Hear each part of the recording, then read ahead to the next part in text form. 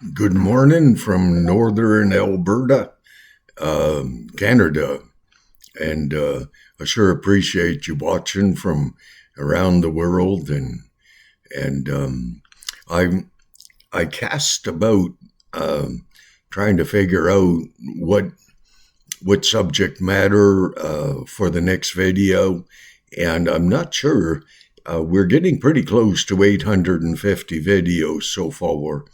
And sometimes when you have done that many videos, we may quite possibly repeat one. I think this is one that we have done before. I'll probably title it Pinto Valley. And I had two good friends. One was my farrier, the other was a chap that I had helped combine back in '86, perhaps, and and it's this is more of a ranch story. It's a story about riding in the mountains, because my farrier friend, whom I respect terribly, and in '86, that's quite a while ago.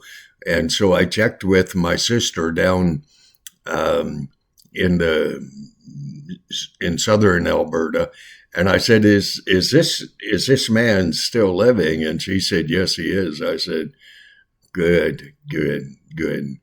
And that man was a very, very, very good farrier. He told me a story one day, and he backed it up with a picture. And he had gone out to trim some horses at a lady's ranch out in the foothills, a little closer to the mountains than he is, my understanding. And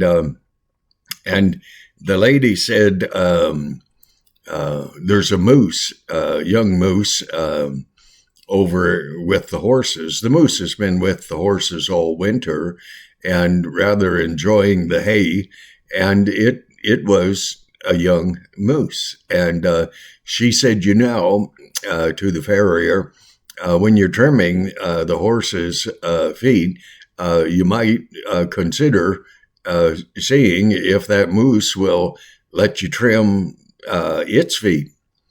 And he said, well, he would take a shot at it because he was not afraid of much either. And and that comes from pushing the limits a little bit. And he said, I will trim the moose's hooves if you promise. Can you take a picture? And the reason I like pictures, it's kind of like wrestling that bear at the sportsman show. You tell people what you have done, not to take any glory for it yourself, but just the novel idea. It's really nice if someone can take a picture, because a picture is worth a whole lot of words. I'm not sure if 1,000 words, but it's worth a lot. Anyways, my friend, he trimmed the horses, and then he kind of sidled up to the moose, and it was a young moose, and he, as unbelievable as this is, but that moose had gotten so used to being with the horses at a very young age that it probably kind of thought of itself as being a horse rather than a moose, which is unfortunate because 3 or 4 years later, that moose disappeared, and who knows, that moose might have just walked up to the hunter, and the hunter just shot the thing. It's taming nature is it's not necessarily kind to the nature, to the beast, to the animal. But anyways, he did, and the wonderful lady did get a picture. I saw the picture. Okay. And I saw another picture one day. I was thinking this is going to be a short video, but it's probably not. And my self-same friend, the farrier, it showed where he was standing on the saddle of a horse, his horse, that had gone into a bit of a slough. And the horse was right seriously uh, down in the mud in the water. And my friend was standing on the saddle, and his feet were not but a few inches from the water, and because the horse was bogged out, and his lady, wonderful lady, shot a picture of that. I'm not sure how he had to have gotten back in the saddle in order to get that horse out. But anyways, they did. So let's go with Pinto Valley. That self same farrier. I wish I could use his name, but I can't unless I have permission, and so I won't. But he lived down southern Alberta. I won't get too specific. And he had a friend who was in the hospital and dying of cancer. So he had asked a mutual friend and myself if we would consider taking a ride back into Pinto Valley to haul that man who was dying his some specific things from his camp. He would probably just have sold the outfitter's camp to someone, there's no doubt. And the highlight of that for me was seeing a sleeping bag that was a 5-star Woods sleeping bag that was goose down. And that sleeping bag was about a foot thick and huge and like big and warm. Anyways, that night we got out there. I'm not sure what night it was, like the day, but we got out there at about 8, 9 at night, maybe a little bit later. It was minus 27 degrees out, and that, if you're from another part of the world, that's real cold. Okay, and I remember thinking might get to sleep in the truck that night, but no, we actually ended up pulling into the bottom of the trail back into Pinto Valley, and some native people had piles of spruce boughs where they had slept while they were hunting, and so on like that. And so we took our sleeping bags and laid, like, I had a real poor sleeping bag, but it was the best that I could afford at the time. And we slept on the ground on these piles of spruce boughs at minus 27 degrees. And in the morning, we saddled up the horses, and I looked at these spruce boughs and I thought that was so kind, because it kept you off the ground. It allowed a certain amount of air to work through the spruce boughs, and we weren't sleeping on frozen ground. It was wonderful, and we rode back the creek. And I'm not sure how far we rode. It was several miles, like 7, 8 miles. And we got back there early enough the first night that we were able to, get our camp kind of set up. We just slept in the outfitter's camp. And again, I say he was dying. And I had heard of him, and I had watched him at a horse pulling competition in a little town called Didsbury years before.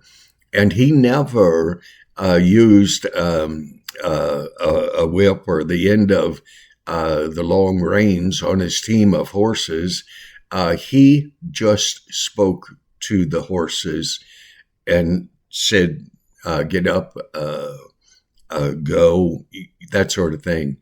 And other people would, trying to get the best out of their horses, they would lay the long reins across the horse's rump, and I mean they trimmed the horses to make the horses work. This man had so tended to his horses that they did not need any physical abuse in order to make them work. They had a heart to please him. And that's the way that I've always tried to treat animals. And it's paid off in many ways. Anyways, we rode out from that camp, and we rode down into, it was 5, 6, 7 miles further into what is called Pinto Valley. Wonderful area. And I mean, truly, truly wonderful. And we rode across the valley, and we came upon an old cabin that was nearly fallen totally down. And as we sat there, looking out where that cabin looked out overlooking the valley, and I thought, oh my goodness, you could walk out of that cabin 50, 60, 100 years ago, perhaps. It was an old thing, and it was down. And I thought you could just shoot a moose right off your porch. And I thought that would be something. And as my horse moved, I felt it flinch in a back hoof, and we were going from there. It was nigh on to dark. By the time we had, but remember that flinch that the horse did. The next morning, or before we got back to camp, it had become pitch black. And the one thing about a horse is that it knows where it's going. And they usually go where they started out from. They go back to camp. And it was so dark that we couldn't see anything. And so what we did was we took our reins and looped them around the saddle horn, giving the horse plenty of loose rein so that it could feel its way through this spruce side hill bush forest.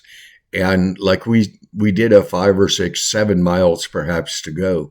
And so how we handled that, because you couldn't see anything, no moon, nothing, no stars. It was just pitch black. And so with the reins tied around the horn, we took our arms and put them up in front of our face so that no branches would tear our eyes all to pieces and so on like that. We rode back to camp, had a pleasant night, good, warm, well, kind of a warm place to sleep. And the next morning, my farrier friend was checking the shoes on the horses. And as I walked by, I remembered the flinch from the day before. I said, my brother, I said, check the back left hoof. I think there's a nail in there from that cabin from so many years ago, but the cabin that we had been at the night before. And he said, really? I said, the Lord's telling me there's a nail in the frog of that horse's hoof. And so he always was open enough to me and my system of communicating with God that he did what I do. He proved whether or not it was right or wrong. And he did that by lifting the hoof. And he said, there's a blessed nail in the hoof. I said, that's what God was telling me. And he looked at me. I mean, it was a nail from like maybe 100 years ago or 60, 70 years ago when that cabin was built and so on. And so he pulled that nail out of the roof and it bled a little. I mean, that nail had gone in there quite a distance. And I said, what do you think of that? And he said, well, it's bleeding a little, so it will probably purge. And it actually, in the bleeding, it'll probably clean itself up a bit. So I prayed for my horse, and his name was Jerry. And Jerry was my type of horse, a little too tall for me and long legs, but it had such a good attitude. I mean, such a good attitude. Anyways, we gathered the stuff up in Pinto Valley at that outfitters camp, and we headed back out after a couple of days. And again, it was downright chilly. And I was in contact with my farrier friend quite a bit, and he said that his outfitter friend had passed, that he had died. And my farrier friend, I said, how is he set up for eternity? And my friend said, I sat with him as he was dying, and I led him in that sinner's prayer.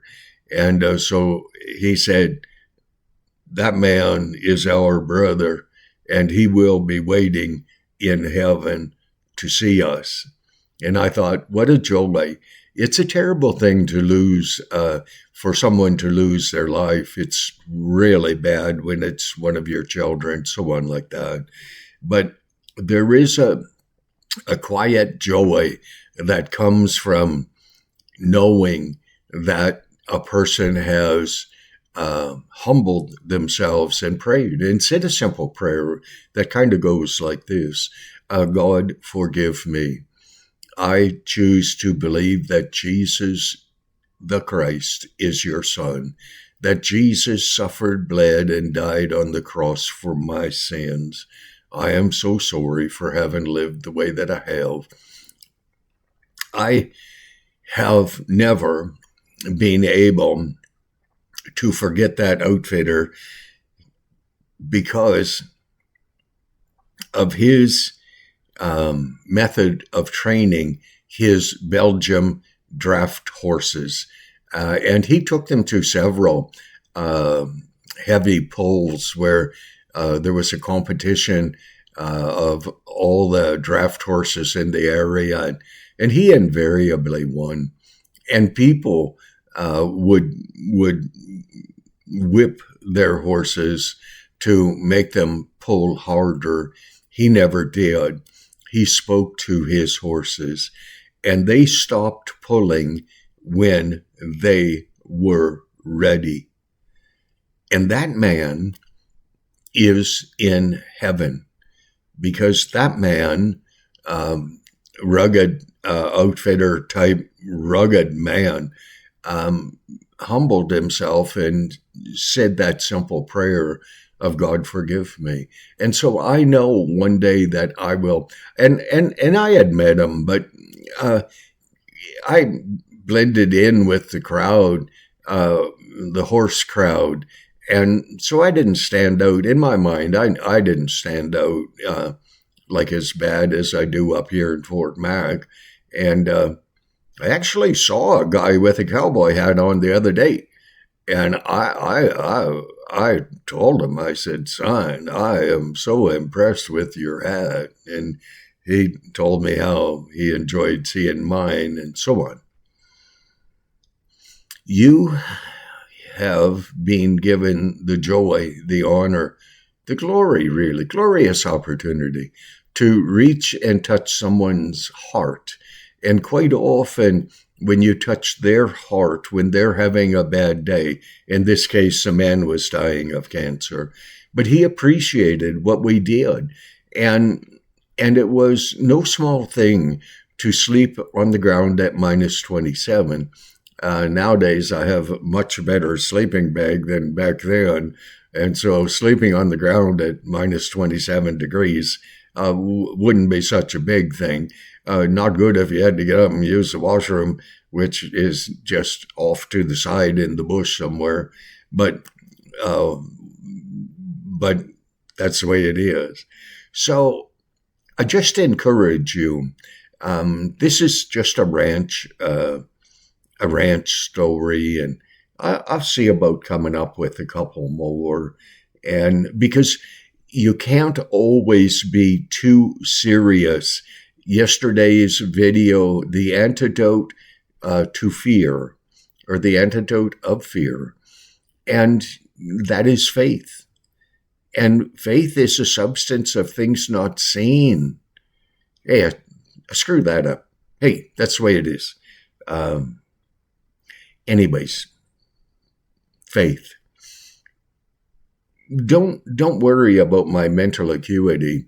I have forgotten things all my life. I mean, I have struggled my whole blessed life trying to remember what did the person just say 5 minutes ago that would help or hinder or give me the direction in order to fulfill a job. That's why I love running equipment. It's so blessed simple, eh? It's a no-brainer, we used to say.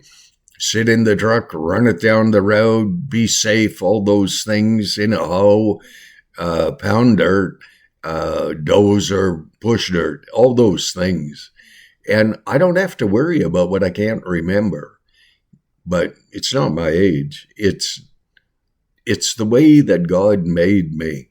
I've never remembered anything hardly at all. Well, you only really remember the things you shouldn't remember. Okay? Okay, God bless you. You all take care, and I hope you enjoyed this story. I hope you understand that the reason that God and I do these videos is so that you might look favorably in terms of considering the possibility that God is real. I believe he is. That Jesus Christ, the God-man, who lived his whole life of 33 years on earth, never sinned. That's why he, Jesus, was able to be sacrificed, that he laid his life down. Jesus had told his disciples, I can lay my life down and I can take it back up. And he did. And so consider humbling yourself one day and saying a prayer similar to as I mentioned to you. It has to come from your heart and in your words. And the key issue is not how eloquent you sound or how, religious you sound. It is your heart condition. Humble yourself and pray. God bless you. God bless you now. Y'all take care and you have a good day. Hey, thank you for watching my YouTube videos. Thank you. God bless you.